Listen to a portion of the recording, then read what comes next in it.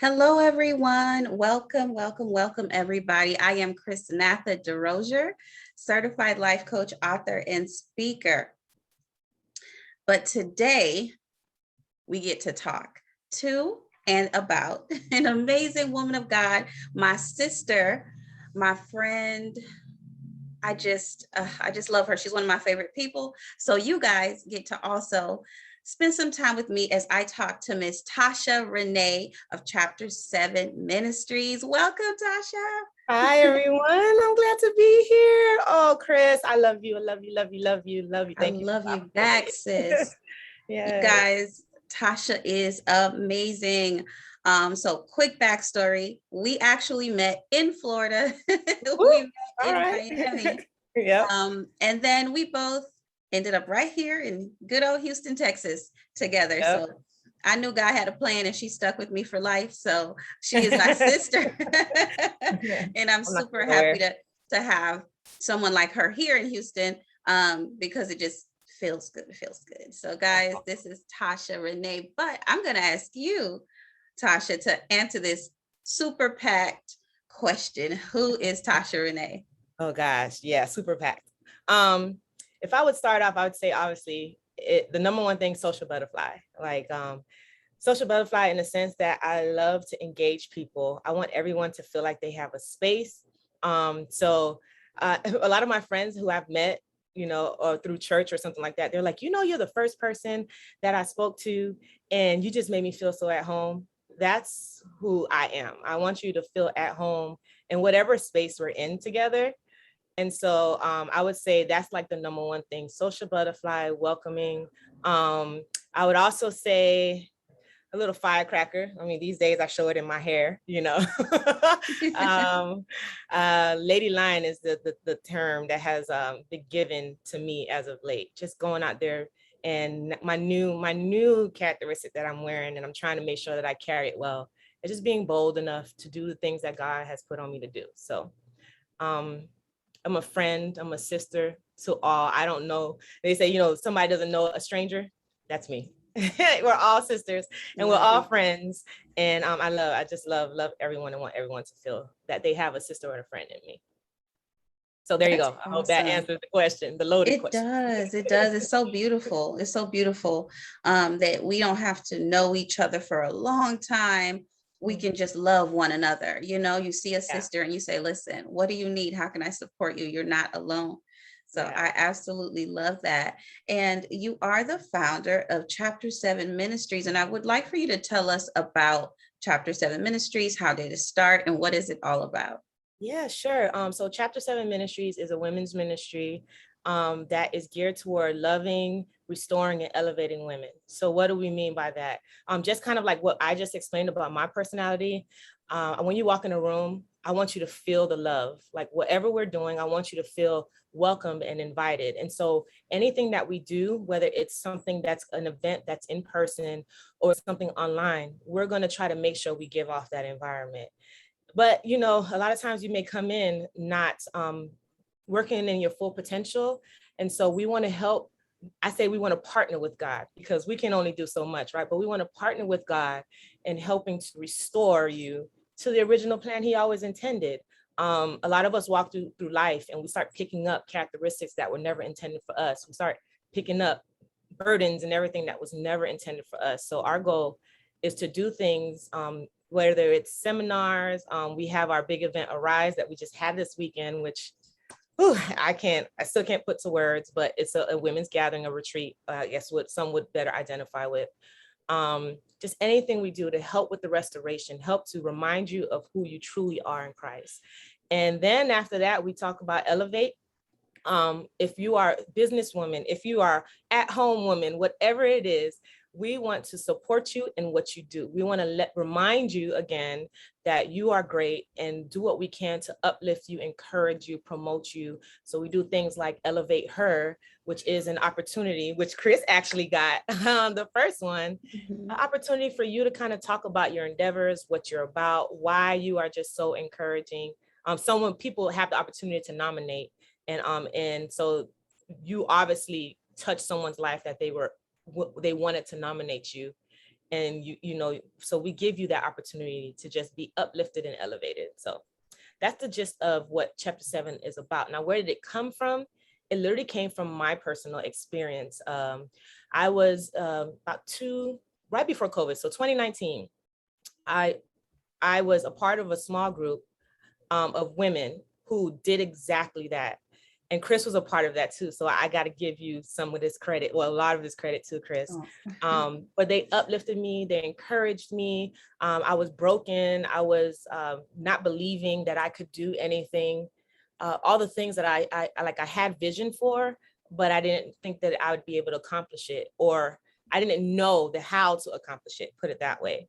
And so anytime I would say something that was kind of like, well, I believe I can, but you ladies, you were like, Tasha, you've touched me in such a way already just from this environment. You can do this. You can do this. And so I tell the story of, I had a vision one day of God showed me this sentence, and he said, you will do big, but he did big in capital letters. Like, so I could literally visualize it as if it was in front of my face. And he said, you will do big things. And so the same thing that these ladies spoke into me, Tasha, you're going to do great things. You're going to do great things. And we did a study called Gideon by Priscilla Shirer. And in that study, we talk about Gideon, who has his name changed from chapter 7, where he's in hiding from the people that would attack him. He's literally hiding from them in the wine press. Till all of a sudden, chapter 7, he had people. Well, first of all, it took a lot of convincing from God, but God was so gracious with him. He kept questioning, but he was gracious.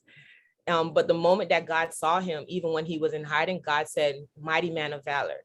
So again, that goes back to God already knows that you are good enough and able to do this great thing, but you have to believe. So then you see the shift from chapter 6 in the story of Gideon in Judges, chapter 6, to chapter 7, where people believed in him and changed his name for him. This doesn't happen often. A lot of times God is the one who changes the name, but it was the people around him that changed his name to Jerubbaal, which means contender of Baal, which was the God that the idol that he did away with for the nation. And so right then I was like, that's what I want people to remember, get into their chapter 7s. So chapter 7 is about moving people from chapter 6, where they may be in hiding on shore or whatever, into chapter 7. And it all was birthed from, again, a small group of ladies that encouraged me, and then a study that we did as a result. What a beautiful story. That is so beautiful, Tasha. So everyone, Tasha is encouraging us to get into our chapter 7s, right? That's moving right. from hiding to all that God is calling us to do, and looking at what chapter 7 ministries has done already. And there's so much more to come, but just already in what God is doing, it is mind blowing. It is beautiful. And I am so excited, and I am so proud of you, my sis. So proud of you. It was him. Yes, the work. And it's beautiful, because when you give God your yes, you never are really, you have an idea of what he can do, but when you start to really see what God can do with a willing heart, it is so beautiful. So thank you so much for sharing that with us. That was an awesome testimony, as well as letting us know what chapter 7 does. I wanted to also ask, like, how important is it, would you say, for women to operate in their full gifts? Maybe there's women who are playing small or not wanting to really tap into their full selves. How important would you say it is for women to operate in their full gifts? I think it's 100% important, like the top of the list. And here's the thing, because we've been talking about this a lot lately, and even over like Arise that I talked about, it came up over and over again. It's not just important for you to walk in your gifting for you to have your breakthrough, for you to move out of sadness, darkness, whatever it is. It's important for you to have your breakthrough and walk in your purpose for every single person that is connected to you.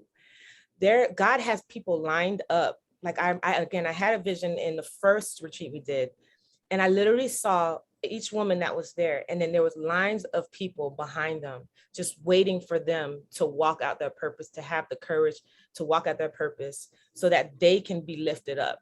There's this thing where you should always have somebody above you who's lifting you up, but you should also be lifting someone up as well. And so when you're walking in your purpose and you're walking in your calling, one, yes, it's telling you that you trust God enough that you're doing this. And, we were all sent here to be disciples, be fishers of men. That's what he says. And so if we remember that and we always go back to that, then that's the ultimate reason why we have to walk out our purpose, because that's where our strength is going to lie. And that's where we're going to be have the best ability to be fishers of men. And again, it's not just about, because yes, God loves us and he doesn't want us in a hurtful, broken place, but it's also because there are people depending on us to walk out our calling in whatever area it is, so that they can be uplifted and reminded of the greatness that they have in them. And I've seen it. I've definitely have seen it with over this past time since chapter 7 has started. Awesome. I love that.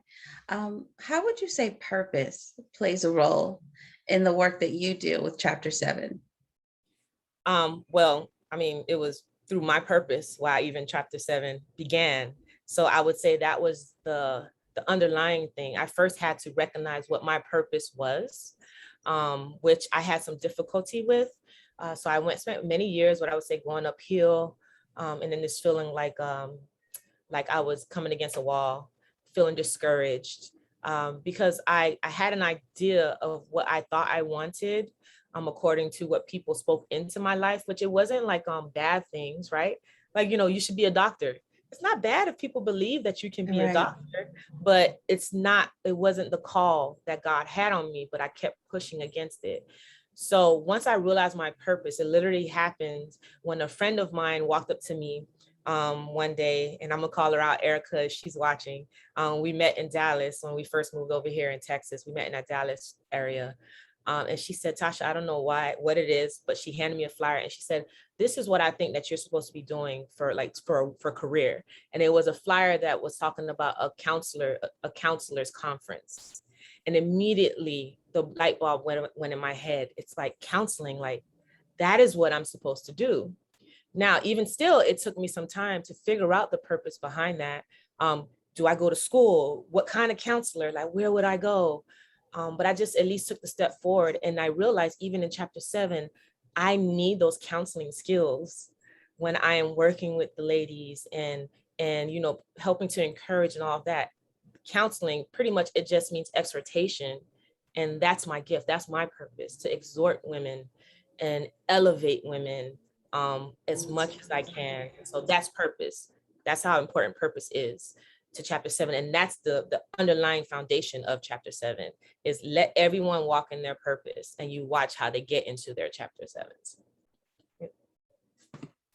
That's beautiful. I love it. So talking about, I want to touch on balance for a minute. Some say balance is a myth. Some say it's possible. Some say you just do what you can. You are a mom, you are a wife, you're a ministry leader, you are a friend, you're so many things. How do you balance it all? Or is there such a thing? Well, if there is such a thing, I'm going to say the Lord. That's how I do it. I can say, I've struggled somewhat in this area. I also, I do homeschooling. So that's a whole nother, thing to throw on there, but I definitely felt called to do it by God. It wasn't something that I always said I wanted to homeschool my girls. So I literally had to seek him. I had to seek him real hard on that. One thing I've learned to do is just ask God for strategy. And so, I think the biggest thing is knowing when to shift something, knowing how to fit certain things in is another big thing. But he answered my question as far as strategy. So for instance, I used to, when I started homeschooling, the reason why I brought up homeschooling is because when I started, I was like, I think I have to be just like when the kids would go to school, right? So if they're in public school, they're getting up at 7 a.m. in the morning, they're getting dressed, and I don't want them to be lazy, right? Because they say the early bird gets the worm. So they got to get up early, and then I got to start teaching right away in the morning, and then we have lunch and like all this stuff. And then I realized, yeah, that's not working, especially when my husband's schedule changed and he's gone a lot of the times, most of the day, like there are parts where, I used to have help with. And so we had to shift some things. And so I was like, God, what do I do? So I can have some time to sit with you. I can have some time to breathe. And he'll help me now in the mornings. And rather than me trying to push and get everybody up in the morning and then have no time for myself throughout the entire day, I take the mornings for myself. And then when I put the baby girl, because I have 3 little girls, and when I put baby girl to sleep, that's when we start doing our studying. So there's less interruptions and all of that. And so I think when it comes to, I don't even know if it's balance per se, maybe I am on that, let things fit where they may. And then sometimes it may not work out like how even I would love for it to work out when I have all my plans, but I have to be willing to shift. My biggest word is pivot. Like with anything, I got to be willing to pivot. When God says move, do something, you pivot. With God, same thing with life things. You just got to be willing to pivot. That's ultimately it. I love your perspective about it, because sometimes either society or we can create in our own minds that there has to be a one size fit all, right? Exactly. Like I have to be this kind of mom. It has to look the part. But the reality of things is that it's not always a pretty situation, right? It could be messy, right? But the point is we get it done. We do our best. When we need support, we lean on that support. When we need to shift things, let's shift. We need to change up the plans for the day, let's do that. But what works for your family, what works for your schedule, what works for the children. So I love that, because I believe that somebody needs to hear that today too. Know that you just got to do what works for you, right? And not be so hard on yourself. When maybe you didn't accomplish everything on the to-do list today, maybe some things had to be pushed to tomorrow. But you're like, hey, listen, I had to do this in order of priority. Exactly. Whatever was most important had to get done. Exactly. So yes. I love that. And also, Tasha, I wanted to know what would be like some advice you would give to maybe some other moms who feel like they do have gifts and abilities and talents, but they aren't actively operating in them. If you feel like you have the gift and the talent, do it. Like, take the first step. That's the biggest thing that I could say. And people have been reiterating that to me a lot as of late. Like, Tasha, you said yes, and look at what God has done. And it's like, it gets me emotional. Like even now, like I just finally stopped worrying about and being so concerned about like what I thought I could do or how I thought things would play out. And I just, okay, God, I'm just going to take the step, whatever, into the direction that I think you're calling me. Be sure that you know that it's him speaking to you, and you take the step. I want to highlight somebody else. So there's someone who we partner with, this organization called Gracewood Ministries, and they take in single mothers who pretty much are on the verge of like being homeless, I guess, in a sense, and they need some support. She was explaining her story to me, and she's like how she was in a place where, she was making money and it was profitable, but she just didn't feel like she was living out her purpose. In a sense of she wasn't able, because it was like counseling, whatever, to talk about Jesus, to talk about God, in that sense. And she just felt like most of the people she talked to, the missing piece was God. It was Jesus. And so she, being a single mother herself, was like, I can't stay in this position. Now, again, single mom deciding to move and shift her career is a big deal. It's a big deal, like making any kind of change is a big deal. But when you're doing it on your own, it's just hard. She decided that she just couldn't stay in that position. And then she ended up at Gracewood, where she may have things may have shifted. It may not have been the same pay or whatever it is.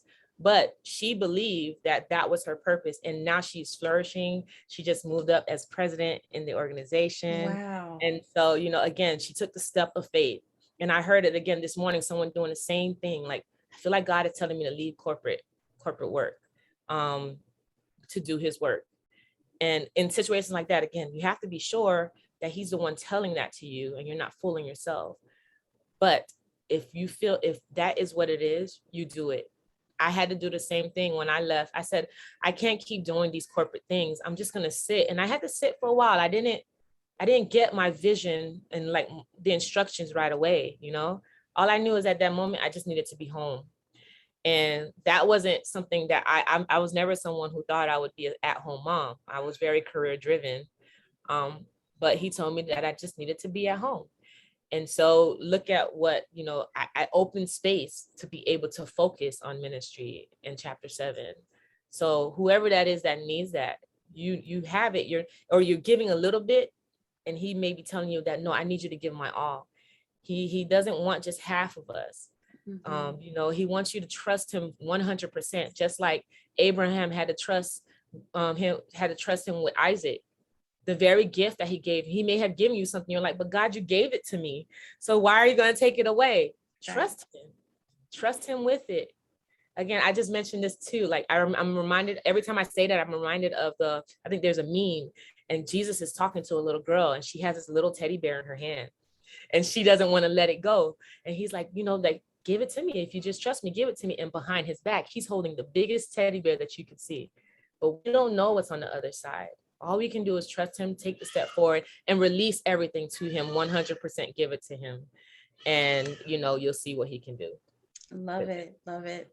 I believe the biggest enemy of our faith is our eyes, right? Because we go based on what do I see? Yeah. I hear that there's more for me, God, but I don't see it yet. I know that you have, your promises are waiting for me, but I can't see them yet. And so I will believe it once I see it. And God is asking us to believe it before we see it, because because that's how faith works. That's how faith works. So any women out there, any moms out there, be encouraged. There's so much in you. There's so much, and God can still use you. Any women, God can still use you. I don't care what you've been through, where you're from, what your past looks like. There is purpose on the inside of you. So thank you so much for sharing that, Tasha. And I just want to ask you in closing, how can we stay connected with you? How can we get connected with Chapter 7 Ministries? Yeah, absolutely. So we are chapter 7 ministries.org. That's our website. And you can find us on social, on Facebook and Instagram at chapter 7 ministries. You can look us up, reach out to any one of us on there, you can reach out to the page and one of us will respond. We would love to speak to anybody's on, and get you locked in with our vision if you believe. Awesome. Tasha Renee, thank you so much for taking time to talk to us today.